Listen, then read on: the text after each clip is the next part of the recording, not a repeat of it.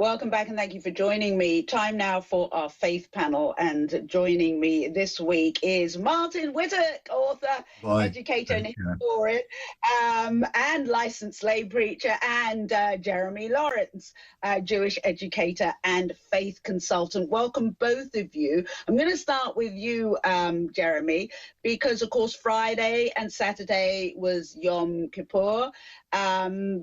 It means Day of Atonement, and the day of fasting is the holiest day of the year. Then comes Sukkot, and we were talking about that just before in our soul food walk with Rabbi James. It starts on the sunset, October the 16th. And as Rabbi James talked about, at this time of the year, Christians also celebrate Harvest Festival. So what I want to talk with both of you about is the whole thing around food, fasting, and harvest in our faiths, because it pops up, it comes up in a lot of different faiths. But let's start with you, Rabbi. So, food is right at the beginning of the biblical story when man and woman are placed in Eden, and they're told they can eat anything other than the one tree. So food is God's gift to us, and also associated with the first taboo. And then Cain and Abel, one of them is an agrarian, a farmer and tiller of soil, the other one managing sheep and flocks. And they come to blows over that, and different sacrifices that are offered. So we can see that the relationship between making good of the land and giving to God comes from the earliest part of the Bible. Now, the festival of Sukkot that we're just coming up to on Wednesday night, as you said, Trisha, is wonderful, because we build these booths, these Sukkot. It literally means a booth or a tabernacle that you take outside of the house. You live outside of the house in something that is so fragile that you're supposed to be able to feel the rain come through. It's nice to be able to see the stars above. You hope you don't get some kind of Hurricane Milton experience happening while you're at it. But it's a celebration of the plants of creation that we bring together. So we come out of the fast day that we just had yesterday. Gosh, it's Sunday today. Yesterday I was fasting. I was on a farm fasting. I mean, friends have a farm. And they brought together 10 families roughly. So we had a minyan, and we were fasting together, but sharing words of Torah and praying together. We definitely ate well before and well after. And as part of their charitable contribution, we often have an appeal at the beginning of the Yom Kippur fast. They wanted everybody to contribute to food banks locally as well as in Israel. So the celebration of food and the belief that, while we are fasting and we are pious, you ought to be able to resource others and make sure that they are able to eat. So we come from sort of selfish attitudes to food with Cain and Abel into the idea that when we have our harvests and our festivals, we ought to be able to share food even when we are fasting, but also obviously when we are feasting. So the Festival of Booths, we have many meals outside, and those who are lucky enough to be able to have resilient booths in their garden will be hosting and providing hospitality to others. It's such a lovely, lovely idea. Martyn, let's come to you. As I said, Harvest Festival is around this time of year, and food, again, features a lot through Christianity, even when giving blessings. Indeed. I mean, one of the central actions within times when Christians come together is around a sacred meal, when we take bread and we take wine, and we use those to remind us of the sacrifice of Jesus. And that is a meal. And that was based on, of course, a Jewish Passover meal. So there's shared traditions here within Christianity because of its roots in Judaism. And this sacred meal, communion or the Eucharist, takes bread, it takes wine, and it celebrates our unity and our reliance upon Jesus, who we believe is the Messiah, the Christ. So that's very, very central. And connected to that, I think, is this recognition that God gives abundantly to human beings. And so this time of the year, in many churches, as in many traditions, of course, is also a harvest time when we recognize that God has given us in abundance. we give thanks to God, and we celebrate and enjoy that abundance. And we recognize the fact that all earthly authority and all the kind of things that we enjoy ultimately is rooted in God. And you might be interested to know that the English word Lord, Lord, is actually from the Anglo-Saxon word hlafwiord, which means the guardian of the loaf, the guardian of the bread. And that was rooted in the idea that people look to their earthly lords to provide them with food and sustenance, their hlafwiord, their guardian of the loaf. Well, in an even more fundamental way, we look to God for the provision of our needs, and that's not just obviously in the things that grow in the land, it's the resources of the world and so on. And so we thank him for being our ultimate hlafwiord, if you like, our ultimate guardian of the bread. But there's also a responsibility attached to it. How do we use the resources he's given us? How do we use the creation that we celebrate? So there is both a responsibility and a celebration in harvest as we recognize that God is the supreme provider. I like that very much. Yeah, I was going to say, and let me just ask both of you, and it strikes me, Rabbi James mentioned this, about food banks. The concept of food banks seems fairly new, but surely food banks, I think, listening to both of you, should be far more highly promoted, because I know in supermarkets, you know, they ask you if you know, to buy a little extra and what have you. But this, and correct me if I'm wrong, Martyn, that Boxing Day originally was when you boxed up the food, the lords and the ladies, and people boxed up the food that they didn't want on Christmas Day or didn't, you know, had excess, and that was given out. The whole concept of giving out food, I'm thinking loaves and fishes, and I'm sure, Rabbi, there are parallels within Judaism as well, is something I think even outside religion should be promoted a lot more highly. Let me come back to you, Rabbi. Is there something like that? And you touched upon that, the giving of food, the making sure that your neighbor has something to eat. So absolutely. Let me just add to what Martyn said about the Lord. The word Bethlehem, is the house of bread. So the idea of provision goes back into the Bible and both traditions. The Talmud talks extensively, well, the Torah talks extensively about giving of tithes, and tithes went to the poor as well as to the priests. But the Talmud talks extensively about provision for those who are in need, and every neighborhood would have a tamchui, a collection point where people would be able to collect food for 1 or 2 meals as they were needy. And there was an expectation, the Gabbayim, the people responsible for collecting charity within the community, and they were a cross between collectors and bailiffs. They assessed what you were supposed to give and made sure that you gave it. But they would collect from everybody and make sure that people were giving of their dues to make sure that they gave to the needy, so the needy would have provision. There's a very strong idea in Judaism, which I think is very lovely, that it's not enough to give just one donation for the year to cover everything. But if somebody knocks on your door with reasonable Fridays, you shouldn't say, well, I gave to the charity last year and that's it. The idea of giving every day, so that we should see ourselves as givers. At the beginning of the Passover meal, we say, "Come, hungry stranger," inviting people into our homes. And most synagogues now, at the end of their Shabbat morning services and festive services, provide a kiddush, the opportunity to sanctify the wine and some grain product. I'm talking about biscuit or bread rather than whiskey, though that also does very well as a grain product in many of the kiddushim I go to.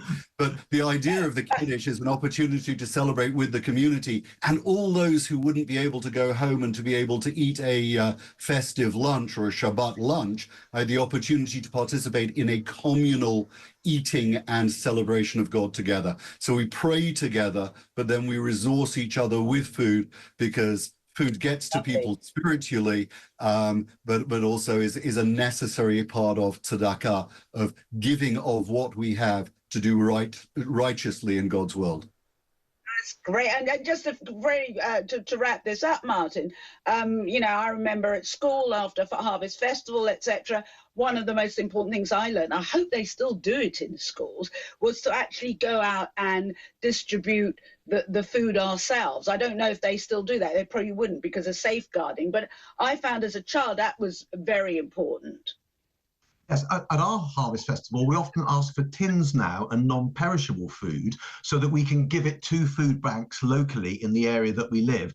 And many churches do that. And many churches, along with other faith communities, the synagogue, mandir, temples, mosque as well, are big supporters of food banks and of real outreach to people who are in need. And of course, many Christians still do tithe, give a tenth of their earnings to the work of God, which includes work amongst the poor, work amongst destitute, both in this country and abroad. And interesting enough, when Henry VIII dissolved the monasteries in the 16th century, he caused an absolute crisis in care for the poor, because for hundreds of years, monasteries were providing for the local poor, and the state had to then play catch up as to what was it going to do with poor people who weren't going to be given assistance anymore. So Christianity in the UK has been very much at the heart of, before that and after that, of provision for the poor. We haven't always got it done it rightly and well, but it certainly has been a major imperative and something that we take very seriously.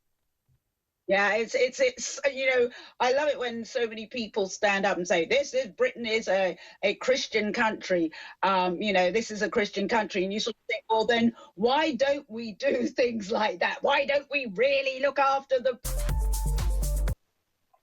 Welcome back. I'm with our faith panel. Today we have Martyn Whittock, educator and licensed lay preacher and author, and Jeremy Lawrence, who is a Jewish educator and faith consultant.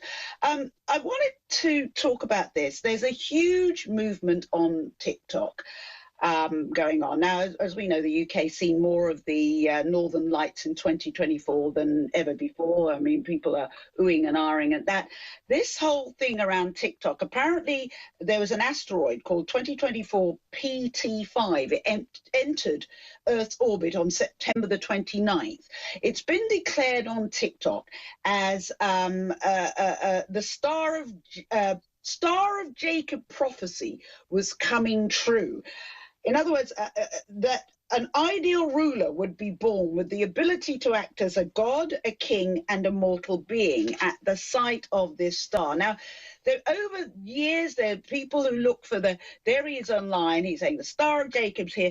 Online, there have been people seeing signs that say the end of times are coming. Shooting stars in Islam are seen as something from the Quran. Then you've got comets appearing, you've got the Northern Light, the Star of David in Judaism, I believe rainbows and what have you. People read a lot in seeing signs into the sky. So I wanted to find out what you thought, Martyn. I'm going to start with you. The second coming, or a light in the sky, hailing the ideal ruler who'll be born with the ability to act as a god, a king, and a mortal being. Will that ever happen again? And even if it did happen, he or she would be labeled as woke,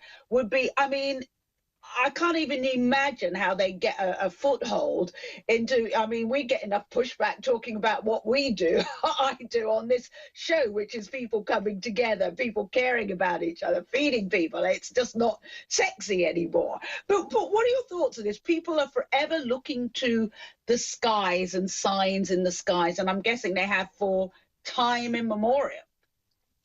A few years ago, I wrote a book, slight plug this, called The End Times Again, ? 2,000 years of the use and abuse of, in Christian circles, biblical prophecy. And people have been doing this for centuries, particularly within the Christian tradition, looking for the second coming of Christ. Now, I believe that history will one day come to a conclusion. I believe that one day there will be a climax to history. And I believe as a Christian that one day Christ will come again, to be revealed again, to create a kingdom of justice and fairness on the earth. But I also believe that only God knows when that will happen, and I leave it to God. And I know a lot of my fellow believers spend a lot of time, and I personally think, in all politeness, waste a lot of time trying to read signs of the times when they would be better off just getting on with living each day justly, kindly, lovingly, fairly, and leaving the future to God. Hence my book title, The End Times Again, ? Stop guessing, stop looking up, look down, and look to what you can do for God in the here and now. That's my simple answer. Oh, wow. There you go. Rabbi, what are your thoughts on this? Oh, so a bit of an amen to what Martyn said there. Not so much about his idea of a second coming. He's well entitled to that. But equally, I believe that there will be a coming of the Messiah.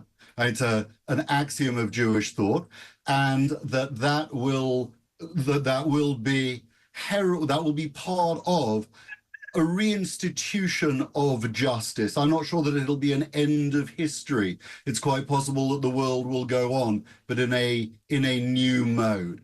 You mentioned before the rainbow, which Judaism takes from right at the beginning of the Bible, as God sets it in the sky as a token to Noah that there will not be another cataclysmic punitive flood to destroy all humanity. And God was going to accept as a part of the covenant with Noah that we need to live decently, but that there would be an understanding that humanity was not perfect, and imperfection would be allowed in the world. And that's sort of the covenant of the rainbow. Now, when it comes to celestial bodies and everything, we're supposed to, we say blessings on special celestial happenings that we see, and thunder and lightning. We acknowledge God in creation with that. But the Talmud says wonderfully that, he who is born under the sign of Mars, there's the constellations, zodiac stuff, will be a bloodletter. All right. So what does that mean? So the Bible says, as the Talmud says, it could mean he's going to be a murderer, or it could mean he's going to be a surgeon. Meaning take it. A 12th of humanity under every star sign. You'll be able to read whatever you like into it. When you look backwards into it, you'll be able to find some meaning. But to actually prophesy from something that you see or when someone's born, that's spiritual balderdash. It just strikes me, both of you, I was just reading that Jeff Bezos was talking about his excitement of going into space. He said the reason he wanted to go into space, and I think both of you will get a laugh out of this, is he wanted to see humanity from a different perspective, to which somebody online said, if you want to see humanity from a different perspective from a billionaire, how about hanging out with a single mum for a few weeks? Or how about living, going to stay in a homeless shelter, or helping out, in a food bank? Then you'll see humanity from a different perspective. Wouldn't you agree with that, Martyn? Yes, indeed, and take your part in the sharing of it. I saw a naughty thing on Facebook a couple of weeks ago, and it said, for billionaires who want to boldly go where they've never gone before, try the tax office. Oh, Rabbi, I think you'd be agreeing with Martyn. I can't top that. I can say that philanthropy is a very good thing, and people who have got wealth and use it philanthropically should be applauded for that. Judaism definitely believes in enterprise and the ability to reward people for enterprise. But yes, with Martyn, the inequalities that exist in our systems are obscene.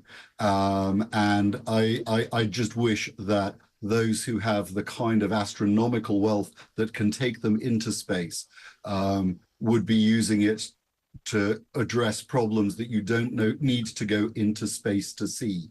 They are very local to us. Thank you both. Thank you both for that. That's, I'm still laughing at what Martyn told me there. That's our faith panel, Martyn Whittock and Jeremy Lawrence. I love that. Boldly go. Billionaires boldly go where no man's gone before. Tax office. I love that. Let me tell you what's coming.